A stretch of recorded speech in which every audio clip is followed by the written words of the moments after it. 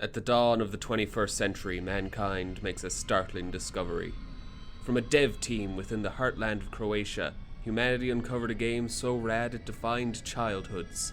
The profound gameplay and level design implications of this discovery led mankind to the farthest reaches of fun. Everything seemed perfect, but too perfect to last. In the years that follow, the people who played this game as kids begin to move on, and they only occasionally remember its greatness. Many spin-offs and a few mainline games are made, but people slowly forget where it all began. In the coming years, the franchise fights for its place in the boomer shooter pantheon, but it is difficult to compete for attention with Doom. With each release and the cold, merciless march of time, it seems like this early 2000s gem is being forgotten. Because of his extreme love of this game, Incren, keeper of Sonic lore and also the survivor, gets bored and decides to embrace his inner Serious Sam stan, and tries to bring the world's attention to this marvelous Croatian creation. By the way, pay attention to the lore on screen, this will be on the test later. Incren now stares into the face of his own boredom. He must now turn to his last chance of fun today by using a Steam port of a long-forgotten era of gaming. Actually, no, not that one, the other one. No, well, maybe that one too, but the other one. Yeah, that one. A port that sends a person back in time and imbues them with badass 90s and early 2000s fun. The choice of which version to play was obvious.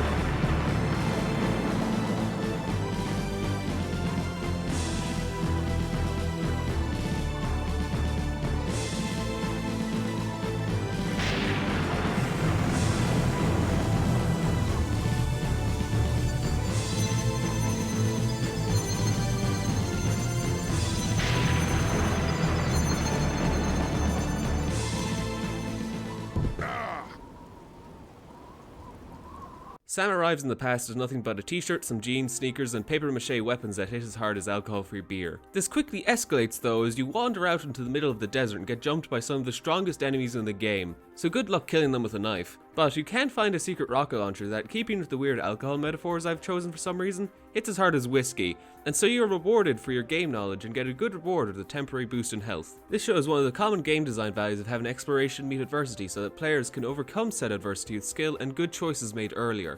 Whether that be saving certain ammo types in case you come across that kind of enemy, or finding the right tool for the job like that rocket launcher.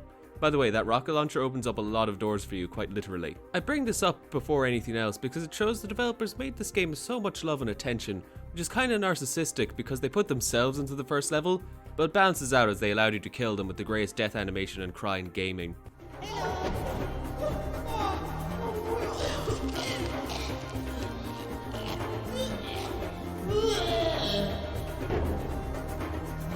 I love that despite being called Serious Sam, the game and the developers know when not to take things too seriously. Look how they represented themselves. Listen to how they portrayed themselves. Hey, wait! Look at their rippling muscles, which show that they were locked away making this game for so long they are now severely dehydrated. Also, they've evolved 2 claw-like fingers in each hand, perfect for using a computer mouse. They look ridiculous and I love them. Also, their massive bulging brains make perfect meat shields. Now, some would call this random goofy stuff a tonal issue, but as a Sonic fan, I don't believe in consistent tone. In fact, I discourage it. But I think it blends together really well here, with obliterating waves of horrific monsters that wiped out all of mankind except one, and the only person they couldn't kill is a Quipmaster who knows how to deal with ridiculous situations and even more ridiculous odds. But when the game wants to get serious, it can. The enemies when out in an open field are no threat, but when in an enclosed area with plenty of places for ambush, there's nothing quite as tense as hearing the clickety-clackety of the clear, or worse. Even though you can take on hundreds of these, you are a glass cannon. If a clear gets close enough to hit you, and you mess up that cool last second shotgun blast, you can kiss 30 health goodbye. And the items you pick up sometimes spawn enemies, so you have to make a gamble every time you pick something up. Will this be what saves my life, or will it spawn the thing that kills me? It is in a very odd location after all. By the way, never trust the pill. You will take it and be swarmed by a never-ending parade of suicide frogs to the face. But Sam is dominant in the open field, as he has humanity's greatest weapon, our near limitless stamina, so we may run indefinitely and tire out our enemies as Sam runs around at the speed of sound and also evades missiles and lasers like he's Sonic the Hedgehog. And he combines this ability with humanity's other broken ability, throwing shit. More specifically, or less specifically, everything from cannonballs to lasers that might actually be plasma, but no one cares. We have the coolest and most destructive weapons of our time to obliterate mindless minions of an uncaring master. And that's why facing Sam in the open field would be, well... Samicide! And actually, you know what? I could do an unstructured rant for ages and confuse everyone, but how about we break this down piece by piece like it's a herd of clear? Actually, it's weird to call them clear for me. I called them Skeletors all my life, before I knew their real name, and now their real name feels fake. But regardless, let's start with some of these enemies and our weapons.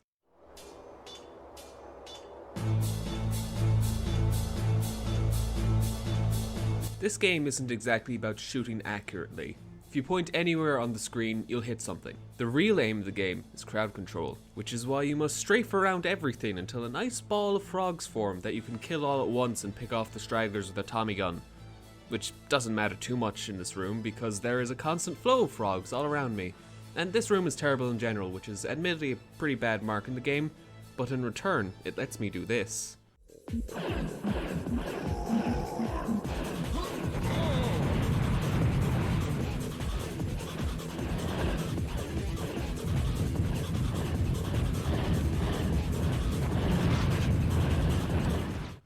I'll talk more about this room later in the level design section. Just know frogs are the worst part about this game and I hate them with a passion. And I wish they didn't appear so often and disrupted the flow of battle. And I would tell them to kill themselves, but when they do that, I get hurt, so I have to kill them myself. Anyway, back to weapons. I'm going to keep going with this weird alcohol metaphor I've chosen and talk about the double-barrel shotgun. It is incredibly useful when in enclosed spaces or against single enemies. The time between shots is a bit long, but it's worth it. There is nothing more satisfying than perfectly dodging the last remaining clear and turning around to see them frozen to fear as they relive all their mistakes in their life that led them to this point. The most fatal one being challenging you as they turn around, anticipating death as they know you were toying with them. You could have killed them seconds ago. You see in their empty eye sockets that you have eviscerated their hopes, their dreams, and most importantly, their bones. It's interesting how your priorities change during battle without you even noticing. If you hear a bull, that is your number one priority as they hit like a truck and run as fast as one too. But if you hear that kamikaze scream get too close, that is your number one priority. And nothing makes you realize how fragile life is as when one of them gets close enough that even if you kill them now, it's too late. The explosion will still kill you at that distance. By the way, fun fact, everything has friendly fire. So if you shoot one of them, a chain reaction can happen, encouraging crowd management yet again, as you can get them close together and set them all off at once and direct your enemies in front of another enemy. Like say, these biomechanoids who have lasers and rockets. This game successfully engages all of the senses. Take this for example. This seems like it should be simple enough, but it's actually quite complex. The previous area swarmed you with so many Skeletors / clear that your minigun and laser ammo are all used up, and the level provides shotgun shells. A short-range weapon with a slight delay between shots. This forces you to fight the kamikaze enemy in a way you haven't had to before.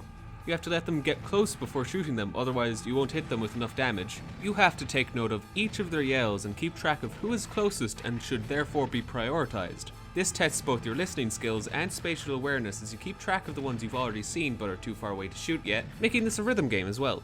Which is kind of impressive because unlike most modern boomer shooters which have 50 different controls, Serious Sam just has movement and shooting and changing weapons. And that's it. It does quite a lot with such simple mechanics, which is a hell of a contrast to Ultra Kill, which I've been playing lately. To put things in perspective, Serious Sam is like lovely yet simple bread, while Ultra Kill is a giant multi-layered cake where each layer is a different kind of cake with loaded guns baked into it, and each slice is packed with either a lethal dose of cyanide or meth, or Crash Bandicoot? Anyway, in this alleyway you learn a very important lesson. The purpose of the clear isn't just to lunge at you. It's to herd you as they try and maneuver you into corners with their ranged attacks where they can catch up or force you into other enemies. But you can just as easily herd them by pruning the sides and whoever is closest to you. It's herd or be herded with the clear, and by the end of this you are an expert at thinning herds to nothing. By the way, get the secret minigun before this, it is your only hope on higher difficulties. Speaking of the minigun, it is the workhorse of your arsenal. Do you have a problem you don't know how to deal with? Lasers too slow to reach those faraway enemies before they move? Well, you don't need the speed of light, you need a speeding bullet. Hordes of enemies are killing you, but they're too close for explosives? Try a solid wall of lead. The only downside is it costs $400,000 to fire this weapon for 12 seconds. So conserve the ammo and only use it when you need to. Even the inferior minigun, the Tommy gun, has a use as crowd control for these froggy fucks. It fires instantly and the frogs only need to be hit once by anything, so this weapon serves its purpose valiantly in the face of the amphibious menace. The laser assists with crowd control like the minigun, but without the wind-up and more damage per shot, but as we all know, lasers are slow. And actually, you know what, I need to rant about this. First of all, most lasers are invisible to the feeble human eye. Second of all, it wouldn't come out in several chunks, it would be a solid line. Thirdly, lasers are literally the fastest things in the universe, since they are light, which is literally going at the speed limit of existence. Fourthly, if anything, it's more like plasma, which makes sense, but there's another problem. I tried to figure out if the blue plasma from the biomechanoids were weaker or stronger than this gun's green plasma, and all I found was that green plasma apparently doesn't exist.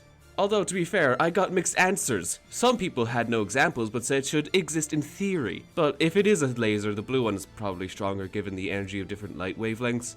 Anyway, it's a good weapon, and it's useful against these green guys who have very dedicated homing shots that get destroyed in one blast. The grenade launcher is like a faster rocket launcher where you decide how much power goes into each shot to determine its distance. The grenades bounce as they hit the wall or floor, so it's great for trick shots.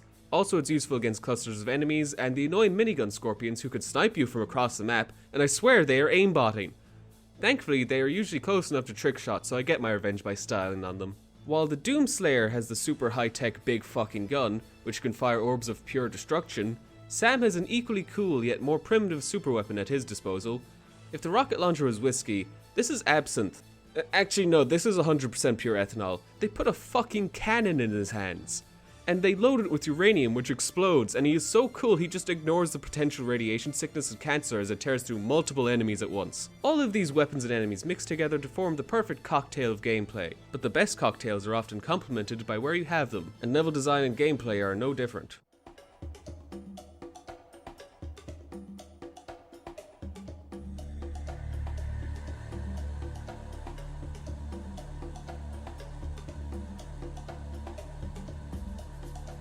One of the most fascinating things in this game is you can see the developers improve at their level design skills as the game advances. There's a superior version of the frog room from earlier, where it is a more open space and there's objects to obstruct the frogs, so when they come from outside it's still a challenge, but it's not as frustrating. There's also a secret level right at the end of the game, literally right before the final level, where the developers just say, okay fine, I guess you aren't serious about saving the world and want to waste time, but I guess you can have a bunch of cool level design ideas we couldn't find a use for elsewhere, and also Binky.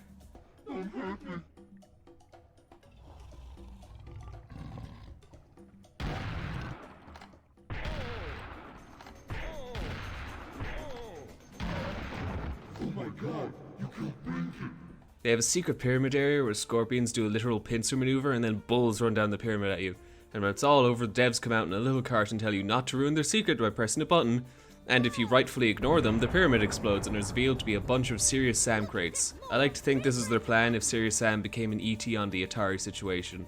Also, they call you an idiot, but I have yet to meet anyone who can outsmart a bullet. Also, this level makes scorpions even worse somehow.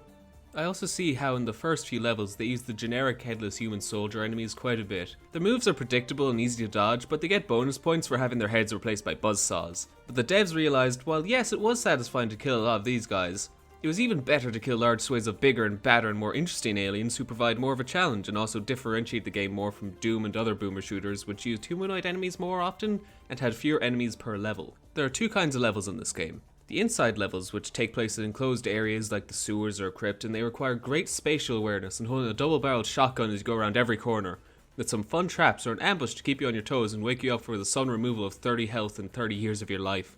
Seriously, every time I play this game I get scared by something. These levels play a bit more like the original Doom, with plenty of nooks and crannies to explore and get shot from. And then there are levels set in the open with large hordes of enemies and lots of ammo. But there's still a degree of resource management as you make sure not to run out of certain ammo types too fast and crowding enemies together to blow them up or take advantage of friendly fire. And as the game goes on, levels start merging these two ideas together with large arenas separated by a temple or something, and you end up with the best of both worlds. Usually. It's not always perfect, but it just works. With every level being set in Egypt, you'd think the levels would kind of blend together in your head since it's all sand and sandstone with some hieroglyphs. But that couldn't be further from the truth, as each level does a good job distinguishing itself aesthetically from the red sands of the Valley of the Kings to the dirt and paved roads of the cities. And not to mention the hellish indoor areas. And when all else fails, the Skybox does a good job distinguishing levels with several stages of the 2 or so days Sam spends awake and fighting in the desert. And what would a video on Serious Sam be without me mentioning the secrets? I pressed 2 buttons and bam, a new underwater chamber opened up with a health and mysterious convulsing mass of metal I just kind of phased through. Though I should mention that this is far less impressive in the remaster, where the entire room and passage is just flooded instead of the cool gravity fuckery and partially flooded passage of the original. A lot of stuff lost its charm in the remaster, like the bridge to the secret Moon Mountain levels breaks if you cross it, so you go to the side and find a swing trapped by rocks, so you free it with a rocket launcher and time your jumps correctly. Although the jank makes this a bit frustrating. Although in this case, I say jank adds to the charm. And it's far more interesting than the portal that takes its place in the remaster. That's right, swings are more fun and interesting than the rending of space-time. Also, the old engine could handle more cool stuff than the remaster, which has gravity inversion and the sacred yards, and that is simply lost to time. The secrets in this game are amazing. There's 2 secret levels. In one of them you find a source of the Nile and the Moon Mountains, and it's really cool and lets you fight the first boss in a new environment with some minions too. Not to mention the sheer beauty of this level. And the second one I already mentioned is the Sacred Yards of Egyptian Royalty, which uses the ideas that didn't fit in with the other levels, and also has Binky, the best boy. Also worth mentioning, it is very easy to get out of bounds and witness the void. As the game goes on, it finds its identity as you find more secrets and levels that get bigger and take longer to beat, but have far more in them. The early levels feel more like tutorials for both you and the developers, as the basic game mechanics are taught and you get all the weapons to completely decimate hordes of enemies with sick beats to strafe and herd to.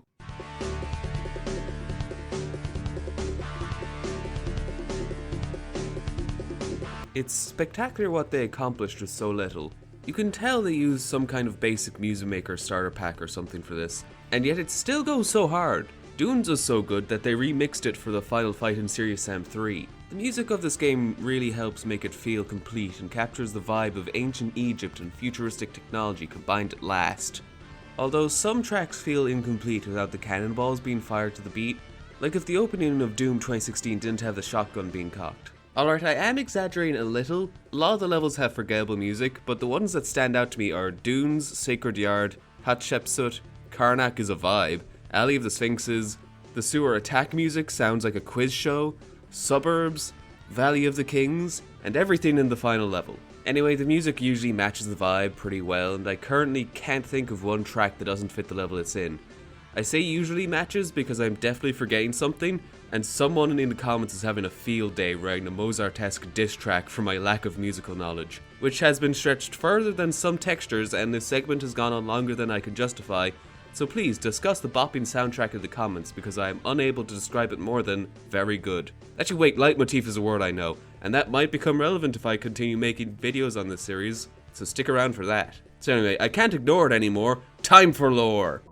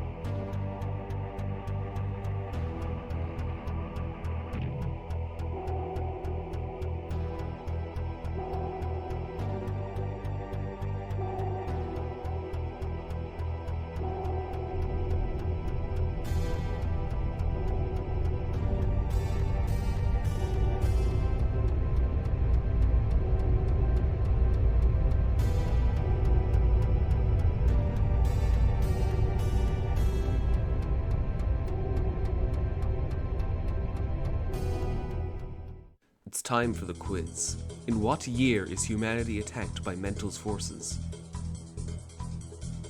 Time's up. It's 2104. If you got it right, congratulations. If you got it wrong, may God have mercy on your soul, because Sam won't.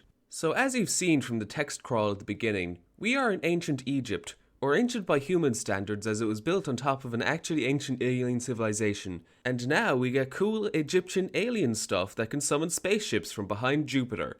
Anyway, we are here because an eldritch god called Mental, who has a daughter and moons the earth in the third game. I love him even if he did wipe out most of humanity, because he's really funny and his voice sounds eldritch and otherworldly at first, and then you realise it's just some guy speaking English in a warbled voice.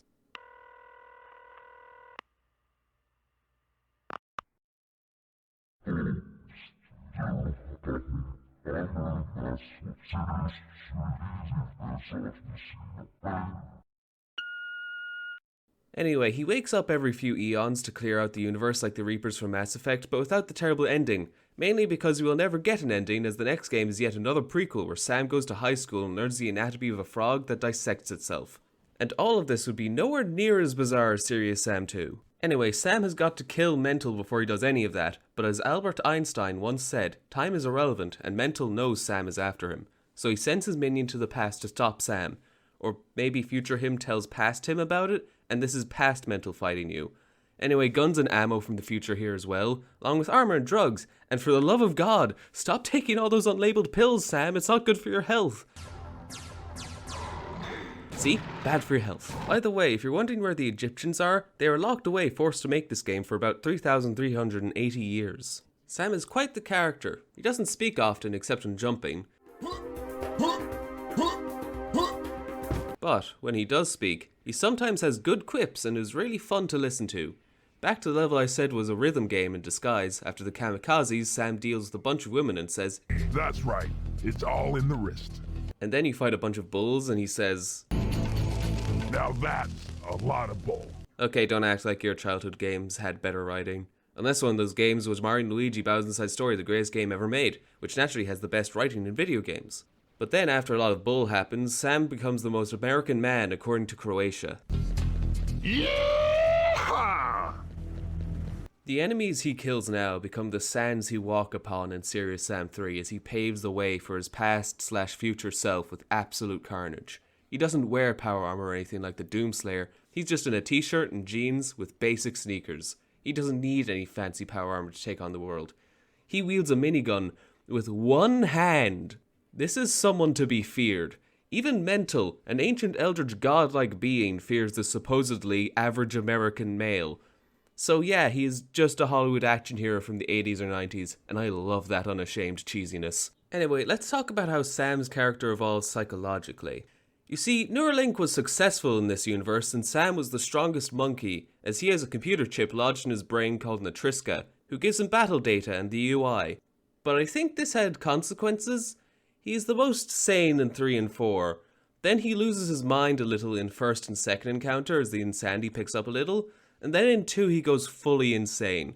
His brain is goop and I'm pretty sure he's hallucinating most of this, especially Natriska's voice. Speaking of Natriska, Sam may have been the strongest Neuralink monkey, but that can't save him from bad engineering. This series is about a man becoming a cyborg, and the brain chip slowly melts his brain and drives him insane as he endures more and more traumatic things, including the extinction of his species. Hell, none of this could have even happened. But hey, that's just a theory. A game theory.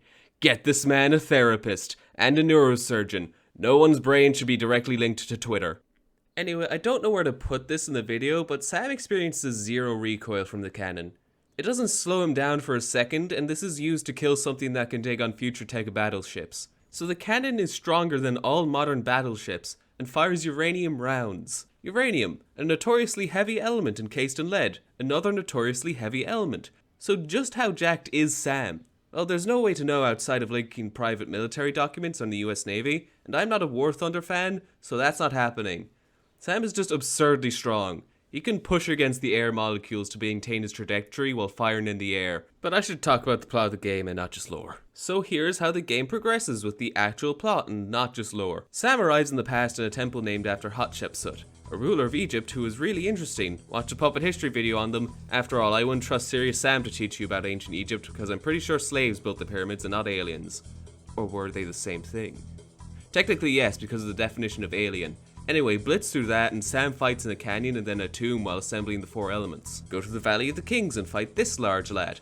Optionally, ignore this bridge and instead opt to use the secret and non-OSHA compliant swing to cross the chasm instead, and discover the source of the Nile and fight the large lad again, but oh look, so pretty. Fight in an oasis and find the secret minigun. Sam casually becomes master of all 4 elements. Fight in the sand dunes outside of Memphis is one of the coolest soundtracks in the game. Wait, what are you doing back from the dead again?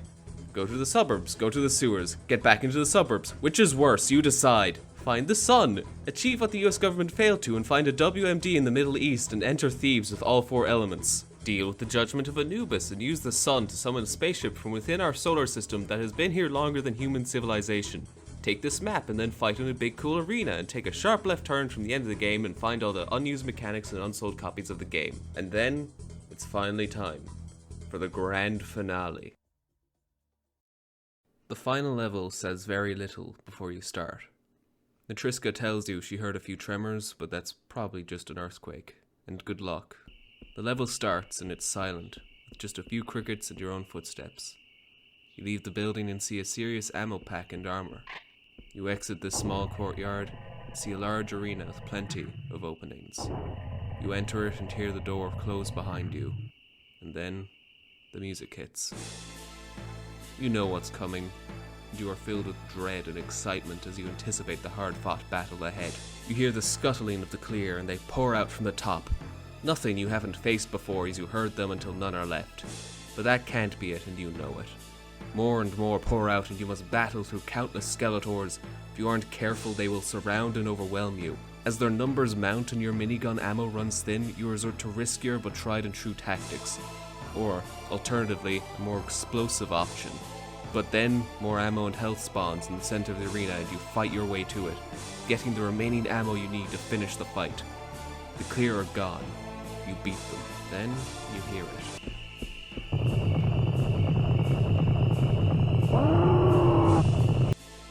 The music has risen in tempo, as has the threat level. You know what's coming. Could this be the tremors from before? Possibly. The bulls are harder to deal with, but you know how to handle them. Line them up and decimate their numbers. Again and again and again. But don't be wasteful. You only get so much ammo for the cannon.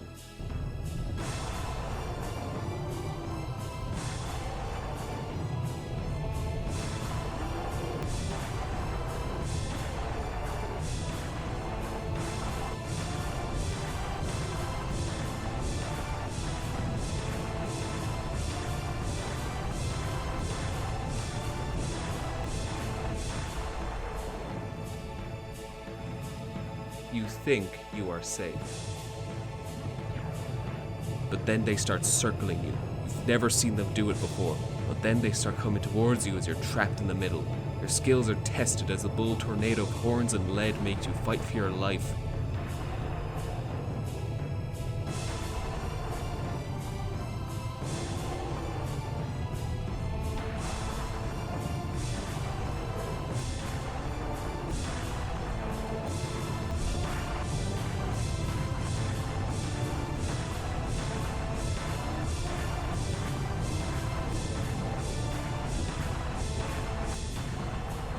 Make it out alive, but wounded. And then the music escalates even more, and suddenly the walls come down and the arena has become a laser light show contrasted against the night sky with plenty of fireworks to add to this high energy maelstrom, as deadly as it is beautiful. This is a test of everything you've learned, and a test of your heart as it is in a fight of its own against your ribs as it beats faster than the drums and you fight for your life. Your mouse wheel is still broken, it's going to get you killed. You should have ordered a new one weeks ago. You think you're getting used to it, but the clear are back. You are running out of ammo and panicking. You could feel the noose of enemies close around your neck, but you won't give up. Through sheer willpower alone, you will survive.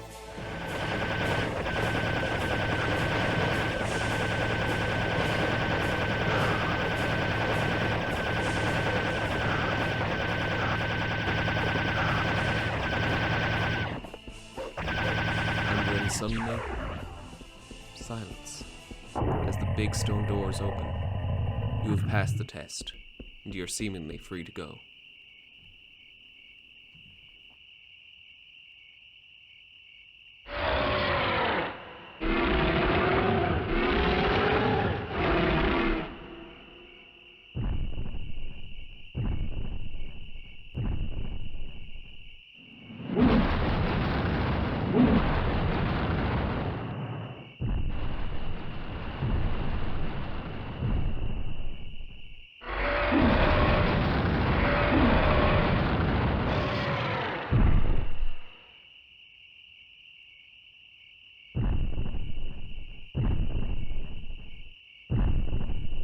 Ugzon III has arrived. He is the source of the tremors, and he is a natural disaster given life, and you have no weapon strong enough to kill such a thing.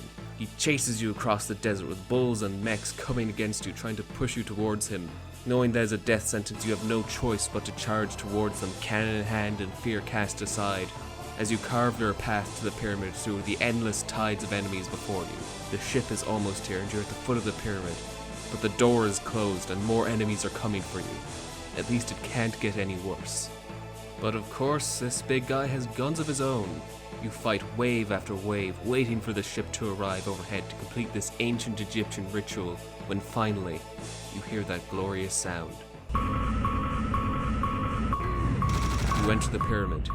You are safe here, and given a good amount of time to calm yourself and prepare as you uncover the secrets of the ancient Syrians.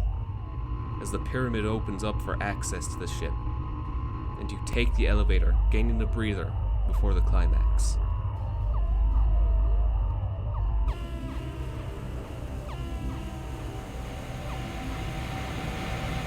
As the elevator reaches its destination, you know what happens next. One final confrontation. And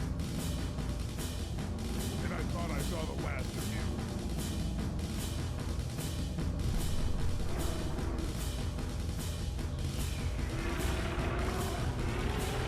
He steps into the beautiful big open arena and he pulls out more guns. But this is an open space. Your dominion. Your planet. And it'll be a cold day in hell before you let him have it. You have to activate the tractor beam to pull his goddamn head off and fire as much fire, lead, and uranium into him as possible. You activate the tractor beams with parkour, which is odd but works, so you try to position Ugzon III in the middle of the arena to fall right into your trap. Soften him up with your cannons and rockets and everything before the tractor beam, but not so much that his health is low enough that he'll regenerate it all.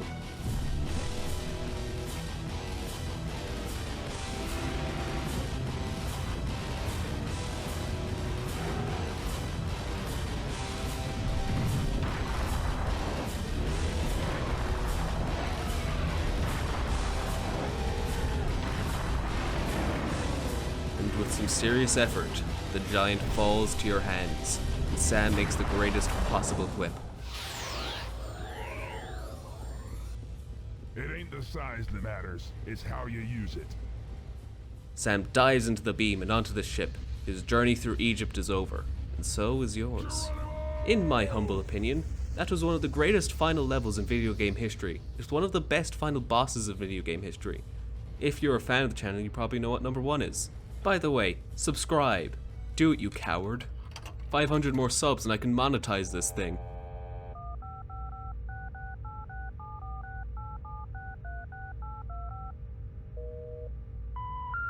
We're sorry. It is not necessary to dial a 1 when calling this number. What the? Will you please hang up and try your call again? Not again.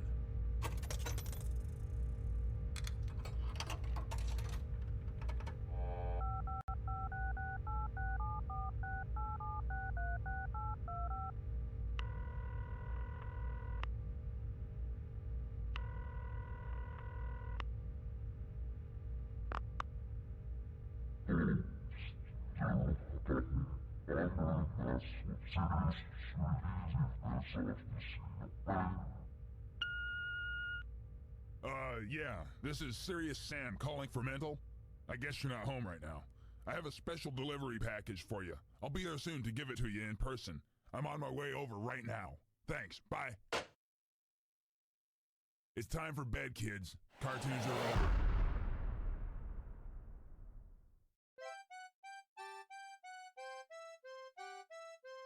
If you start playing the game in the morning and play through the entire campaign, it's most likely your bedtime now, so if it is, time to do as the man says, get some goddamn sleep. It's amazing they could render a final boss so big, and it always weirdly reminded me of that one episode of Sonic Underground. At the start of the video, I said the choice of which version to play is obvious, but now I don't know. I could change the start of the video to reflect this, but you can actually see as the video progresses I use more and more footage from the classic port instead. It's like a timeline of my opinion. I played the classic version again and noticed that the game is missing some things. Like the swing and gravity stuff, also in the remaster when I went into the water, it broke the AI.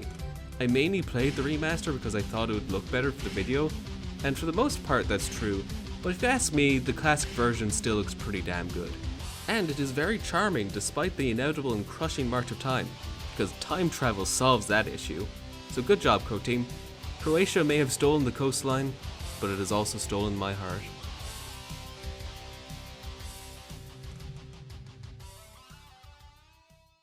But there is another game, even better than this one. A game with more level, weapon and enemy variety. The game that was my second encounter with this glorious franchise. A game that improves upon its predecessor in every single way. Serious Sam, The Second Encounter. A true masterpiece with less frogs, so subscribe for that video whenever that gets made. This video took me a year.